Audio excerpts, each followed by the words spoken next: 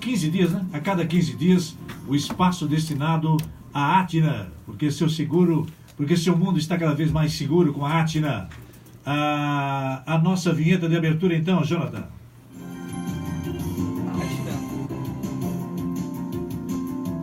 Boa. Agora me pegou.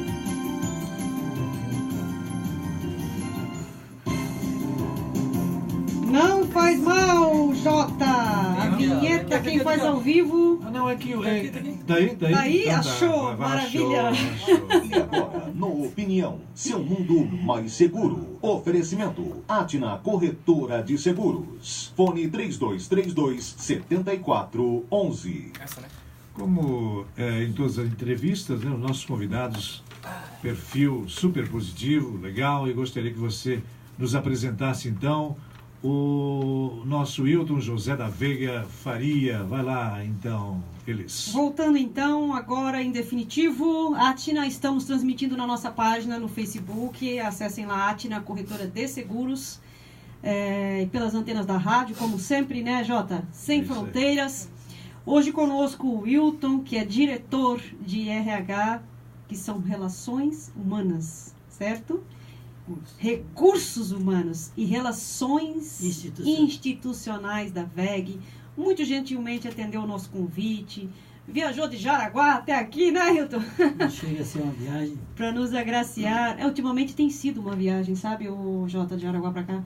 Não só de Jaraguá para cá, daqui até Navegantes, daqui até Itajaí, daqui a Floripa. Tá um inferno esse trânsito nosso, infelizmente. Tu sabe que ontem eu estava na fila daquele acidente que aconteceu ali na vila. Na Serra da Vila Itupava? Exatamente. Do caminhoneiro ali, que veio falecer. Eu estava em Jaraguá e tinha uma reunião às 5 aqui em Blumenau da tarde e pensa que, esquece, né? Aquilo ficou parado.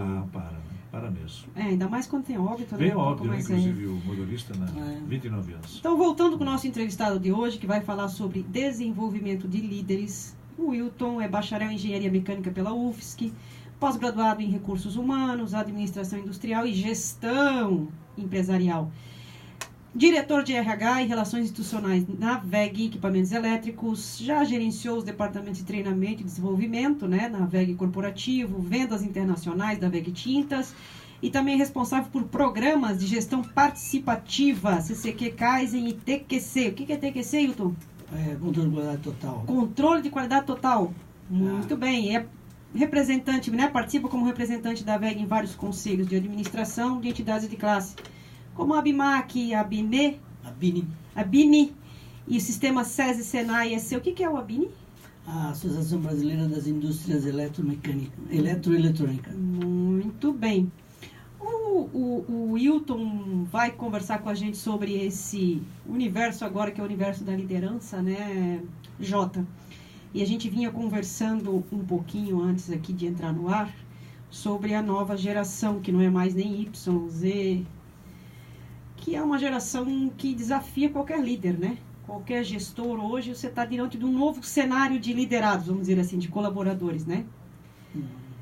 Então, a gente podia abrir com o Wilton, falar um pouquinho sobre... Nós somos uma outra geração, né? Todo mundo aqui já tem mais de 40, vai.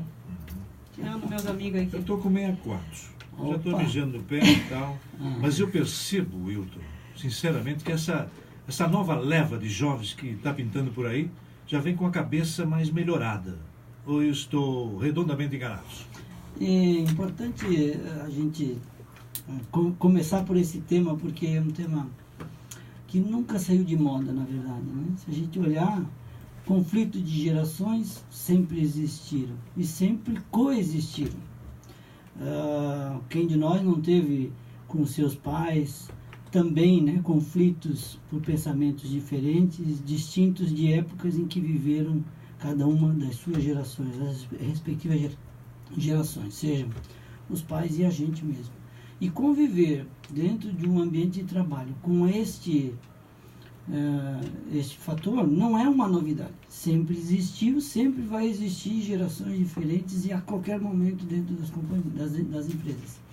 O que é importante e o que a gente tem sempre ressaltado no desenvolvimento da liderança independente da geração, independente da idade, o que a gente precisa é criar maturidade profissional. Seja do jovem, e seja até mesmo daquelas pessoas que já até têm uma idade mais avançada e que necessariamente não têm maturidade profissional. A gente precisa desenvolver líderes que sejam capazes de desenvolver a maturidade profissional dos seus subordinados. Não importa a idade que ele tenha, mas tenha que ter maturidade profissional. Tá, mas você não respondeu a minha pergunta, cara. Essa nova geração, que eu não sei que porra de negócio, se é Y, Z, Coca-Cola, que diabo seja, parece que veio para dar uma modificada no sistema aí, o Wilton. Ou não? Não, acho que não. Eu acho que é muito queria saber, difícil. você está aí 30, 40 anos, né? Mas é muito difícil a gente rotular, área, né? Certo. Rotular. As pessoas têm um pouco do rótulo, né? Nova geração. Quem é a nova geração? Há pouco tempo, até algum tempo atrás, eu participava de alguns seminários, de alguns eventos e debates a respeito de recursos humanos. O pessoal falava de, e como é que você está vendo o apagão de talentos? Opa, apagão de talentos. É uma denominação que apareceu aí. Tinha apagão de talentos. Eu disse, poxa, tudo que apaga acende. Então, se um dia tem um apagão, um dia vai ter um clarão de talentos. Né? Seria uma coisa interessante para a gente pensar. Não, mas né? E houve. E tá aí, o clarão de talentos saiu agora. Mas a Elis colocou um negócio interessante, assim, ó. Vamos citar aqui um critério, ou então um diferencial da coisa. Antigamente, a gente não escutava isso... como é que é o chão da fábrica. O cara que entrava com 12, 13, 14 anos ficava até os 50, até os 60. Parece que hoje isso está acabando. É nesse sentido que eu quero formular esses questionamentos. Hoje em dia há um público mais demandante por respostas mais rápidas. Opa, é isso aí. Nós mesmos, hoje, ninguém mais tem muita paciência. Nós nos acostumamos a não ir mais em banco. Isso. Né? Quantos de nós hoje fazemos já as coisas via internet, usamos o banco virtual? E já até ficamos chateados quando muitas vezes demora uma operação no sistema, exatamente, no computador. É verdade. Aquilo já deixa a gente... Agora imagina se a gente ainda tivesse que pegar um carro, estacionar o carro, entrar numa fila, esperar alguém e chegar lá, muitas vezes até nem ser atendido e não ser atendido no seu pleito. Não existe mais esta condição. Os tempos modernos fazem as pessoas pensar de forma moderna. Então, não tem nova geração. Existe sim facilidades que hoje a gente tem, se acostumou com elas e somos agora, diria, dependente delas. Assim como os jovens, talvez até mais, porque eles só nasceram assim, eles nasceram já no internet banking. Nós não nascemos no internet banking, nós experimentamos o fax, nós experimentamos o telex, nós experimentamos a radiofoto, nós experimentamos o jornalismo, falando especificamente aqui, e hoje as coisas... Eu fui diagramador de jornal. A evolução continua, claro, né? Antes de você fazer essa pergunta-chave aqui, Liz, primeiro aqui, eu acho sensacional. Show, né? Show. E eu gostaria da atenção do nosso ouvinte, que é um belo tema para a gente discutir aqui. Eu só queria que você me falasse uma coisa antes, Wilton. E o tal do imediatismo, hein? Hoje é tudo assim, né? Você não quer mais. Você citou agora. Se demorar um pouquinho no zap e tal, o cara já fica pé da cara. Isso vem para contribuir, vem para, sei lá, complicar a situação? Eu diria que são escolhas. É? São escolhas. Eu vou contar uma história que comigo aconteceu. Eu fui uma formatura de um sobrinho e, de repente, sentei ao lado dele no dia da formatura e imaginei que um dia ele fosse perguntar para mim se haveria possibilidade de ele entrar na empresa. E eu imaginei, o que você pensa um dia? Ele assim, escuta, lá na empresa, quanto tempo leva para ser chefe? Aí, ó. Daí eu disse para ele, 1 ano, 2, 5, 10 ou nunca. Essa é a realidade. A vida aqui fora é diferente da vida de dentro do videogame, que as coisas são mais rápidas, que as coisas são tentativa e erro. Eu vou tentar, não dá certo, eu tento de novo. Não é. A vida aqui fora, a vida no mundo real, ela tem um tempo para maturar as coisas. Esse tempo de maturação, ele vai continuar existindo sempre. Perfeito. Bom, essa pergunta aqui é interessante. Presta atenção aí, ouvinte. Inteligência emocional e liderança. A gente acabou de ter um caso na Tailândia, né? Que foi o caso da caverna lá dos meninos. Você que está falando? Na verdade não é nem a pergunta, é esse pensamento aqui que eu achei sensacional. Primeiro aqui em cima? Somos o que fazemos e não o que dizemos. Pois é, o Wilton mandou isso para nós no material, na prévia, né? E eu achei fantástico, porque esse é aquele velho ditado que uma atitude vale mais que 1000 palavras. Sem dúvida, né? sem dúvida. Eu vou usar inclusive esse pensamento, se você me permite, na abertura da opinião na próxima segunda-feira. E você sabe que muita gente, quando você vai entrevistar, né, um candidato, muita gente fala muita coisa bonita, né, para o entrevistador. Sim. Mas a gente acaba tendo que aprender a olhar nas entrelinhas, né? Tá, é verdade. Aqui, né, você está colocando aqui porque nem sempre o que é dito na prática é feito, né? É realizado, né?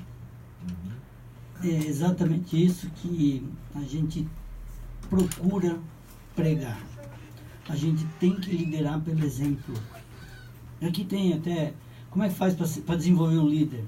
Faça aquilo que você fala.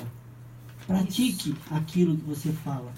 Você jamais imaginou ir num médico e o médico dizer você tem que parar de fumar e ele está com um cinzeiro fumando aqui na tua frente. Ele próprio. Né? Não dá o exemplo. Não falando especificamente de nenhuma profissão, me perdoe aqui falando de médico. Apenas um exemplo. Apenas um exemplo. Né? E da mesma forma que a gente mesmo... Em né? casa, com os filhos, a mesma coisa. Com os filhos, né? Você faz... Não grite, você sai gritando. Né? Ou aqui você pede, por favor, muito obrigado, com licença, e você não faz. Então, Sim. liderar pelo exemplo é fundamental. Esse é o primeiro conceito do desenvolvimento da liderança. Se a gente perguntar como é que desenvolve o líder, faça aquilo que você fala. Isso é que é o importante. Agora, tem uma pergunta que eu não posso deixar de fazer. Isso aqui é fundamental. Muita gente mistura as bolas líder e chefe. Opa, ótimo. Você é craque nisso que eu sei. O cara que está há 40 anos nesse segmento ainda só tem a nos ensinar.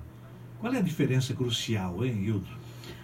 Entre ser líder e ser chefe? Eu tenho isso desenvolvido bastante com também as pessoas que na nossa empresa lá estão. Uma coisa é o posto. Eu lhe dou o posto. Uma coisa é você conseguir as divisas, você conseguir o status, você chegar lá e receber o cargo de chefe. E a outra é você desenvolver a sua liderança. E nesse sentido eu tenho uma experiência própria. Quando eu entrei na empresa, eu fiquei um tempo na fábrica, trabalhava no controle de qualidade, minha formação em engenharia mecânica, e de repente eu caí para a área de recursos humanos. As pessoas perguntam por que eu fui para lá, né? Por que eu caminhei para esse lado. E a história é exatamente essa. Eu fiz engenharia, 5 anos de engenharia, e de repente entrei na fábrica, virei chefe, recebi um cargo de chefe. Então eu sentado na minha mesa, daqui a pouco chegam 2 mulheres, nada contra as mulheres, mas chegaram 2 mulheres chorando. E eu olhei as 2 e comecei a pensar na mecânica dos fluidos que eu estudei, em 4 cálculos, cálculo 1, cálculo 2, como é que faz 2 mulheres parar de chorar, ver se tem fórmula para isso.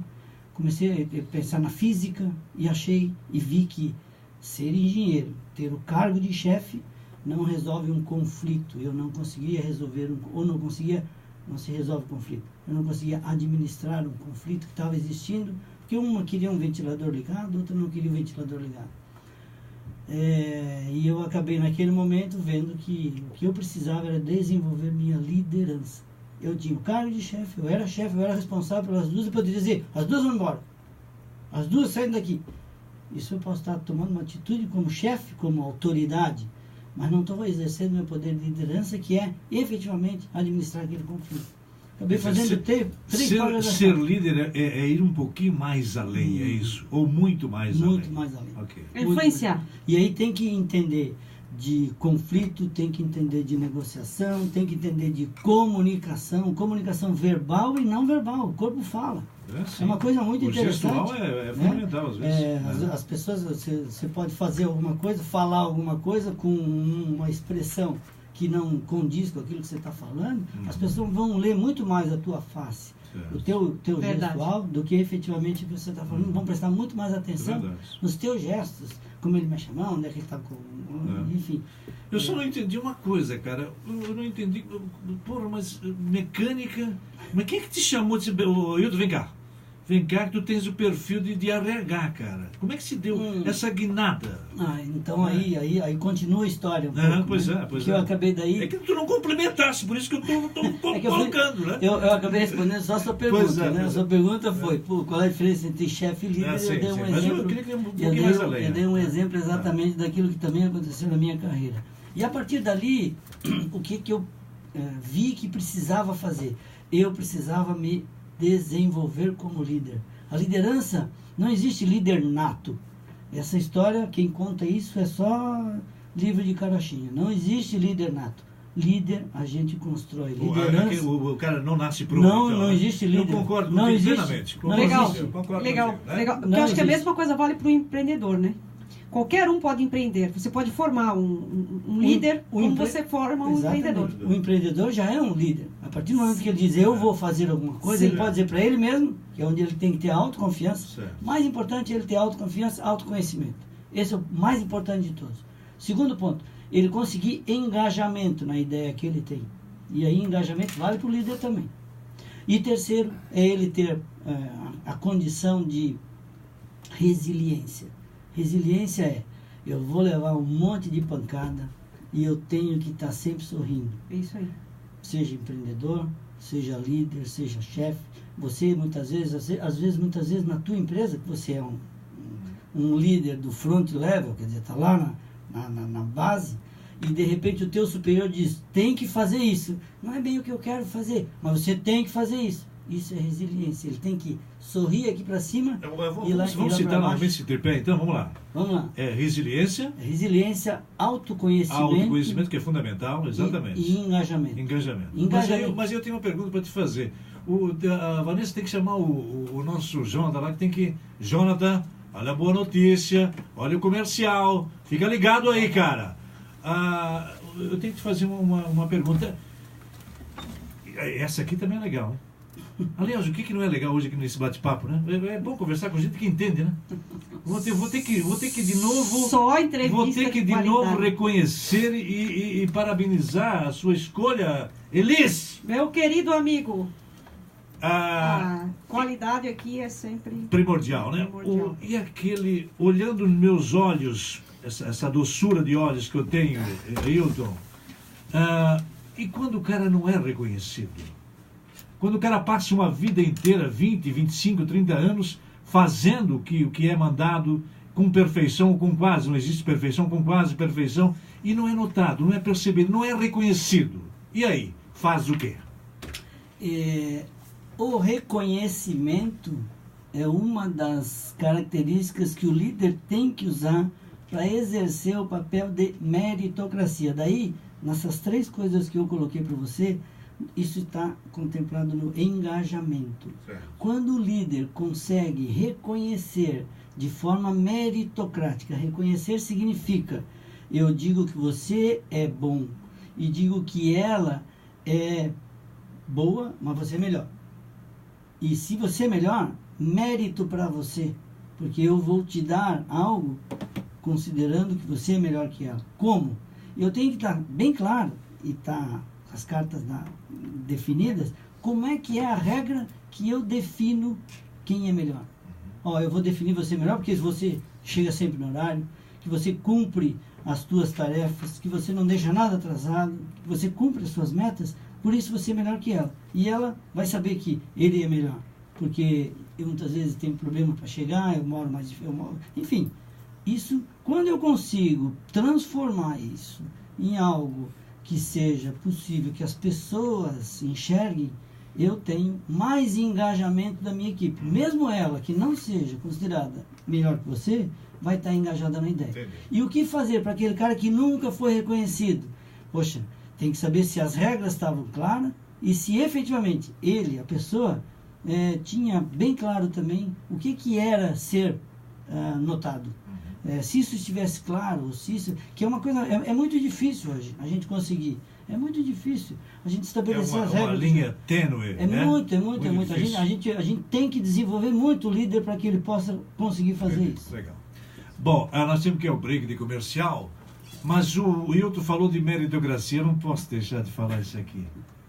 Vamos acabar com essa porra de indicação de apadrinhamento, onde todos os presidentes do Brasil indicam dedocraticamente um juiz da mais alta corte do país.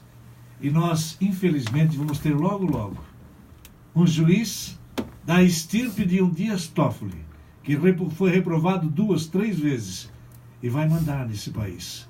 O que precisamos é meritocracia, só isso. Apadrinhamento são para os fracos. Comercial!